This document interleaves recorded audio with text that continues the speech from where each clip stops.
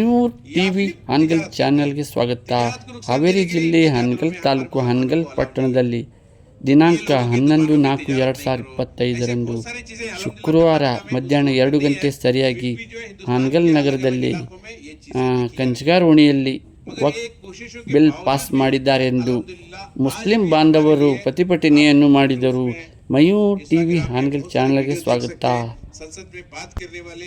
अवैसी साहब से भी ज्यादा बढ़ चढ़ के बात करने वाले जो लोग हैं वो भी नॉन मुस्लिम हैं। मैं वो सेक्युलर नॉन मुस्लिम का इस हमारे स्टेज की से मैं उनका शुक्रिया अदा करता हूं कि उन्होंने सेक्युलरिज्म को आज भी जिंदा रखा। ये लोग अलग अलग तरीके से हथकंडे लाके हमें कमजोर करने की कोशिश कर रहे हैं, मगर ये कोशिश के पीछे जो है एक लंबा अरसा, लगभग 20 साल का एक अरसा, ये कैलकुलेशन, एक सर्वे रिपोर्ट है जहां पे मुसलमानों की अंदर तक, मुसलमानों के बीच तक मुसलमानों की हो सकती कि वो जमात का मामला लेके हो, सुन्नियत का मामला हो, हमारे फिरकों के मामले हो, और उससे ज्यादा फिरके मामले जो है हमारे आपसी इख्तलाफात, यानी कि भाई भाई के बीच में इख्तलाफात। एक जमात है तो वहां पे 3 जमात होते हैं एक मस्जिद के बीच में। ये सारे जो चीजें हैं जिससे कोई फायदा ही नहीं है हमना, क्योंकि हमारे को दुनिया में भी कोई फायदा नहीं है, आखिरत में भी कोई फायदा नहीं है। ये सिर्फ जो है अपनी अना के लिए जो हम लोग आज लड़ाई कर रहे हैं, ये लड़ाइयाँ, ये लोग कमजोर हो गए, इनको कैसे भी बांट के इनको खा सकते हैं। ये चीज उनकी समझ में आ गया, तभी जाके जो है वो लोग हमारे को नुकसान पहुंचा रहे हैं। क्योंकि आज हालात ऐसे है, एक भाई, अगर नबी करीम सल्लल्लाहु अलैहि वसल्लम की सुन्नत है कि तुम दूसरे, एक भाई दूसरा भाई मुसलमान, तुम दूसरा मुसलमान तुम्हारा भाई है, साथ की जरूरत नहीं, खून की जरूरत नहीं, दूध की जरूरत नहीं, हदीस से साबित है कि तुम दूसरे के भाई हो। अगर तुम भाई को देख के बस मुस्कुरा लो, तुम्हारे लिए नहीं क्या है, बात करने की बात नहीं है, बस सलाम तो सुन्नत है, मुस्कुरा के चले जाओ। मगर आज मामला ऐसा है कि मुसलमान एक दूसरे मुसलमान में एक आपसी ना इत्तेफाकियों में हम लोग जी रहे हैं। जबकि बैठ के सोचेंगे तो ना आपसी इत्तेफाक की कोई वजह नहीं उसकी, खाली क्या है, छोड़ी सी आना गुस्सा, इन्हें क्या उन्हें क्या, इन चीजों को छोड़ो भाई। हमना जो जिंदगी मिली वो 50, 60, 70, 80 साल की मिली।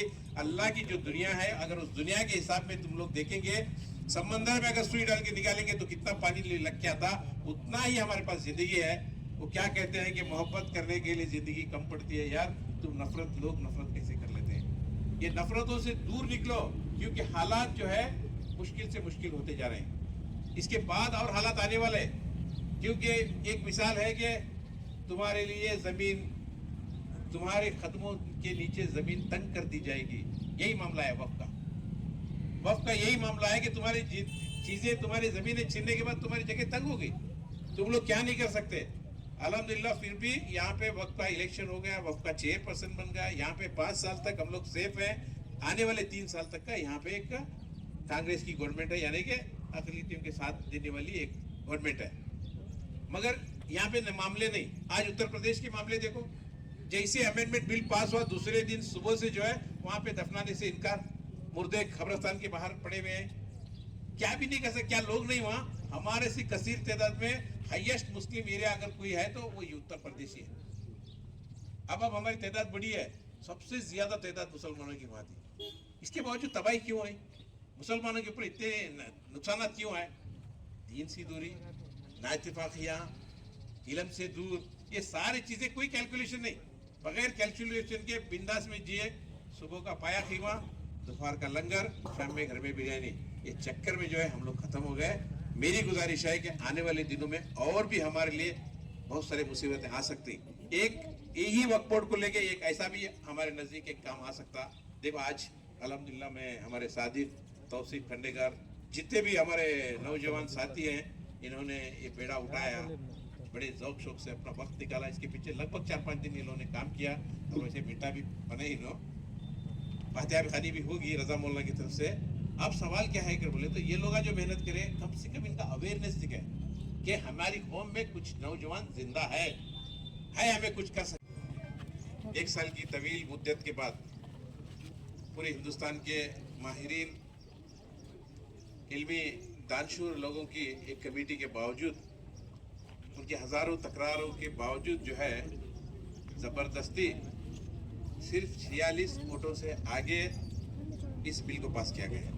अल्हम्दुलिल्लाह आज भी 238 संसद जो हमारे वक्फ के फेवर में बात किए हुए हैं। ऐसा नहीं है कि बीजेपी की गवर्नमेंट अगर वक्फ को छीनने के लिए, वक्फ रिजेक्ट बिल को लाने के लिए कोई पूरी तरह बहुमत के साथ में नहीं है। छोटा सा एक लीड लेके सिर्फ 46 सीटें आगे ले जाके वो बिल को पास किए हैं।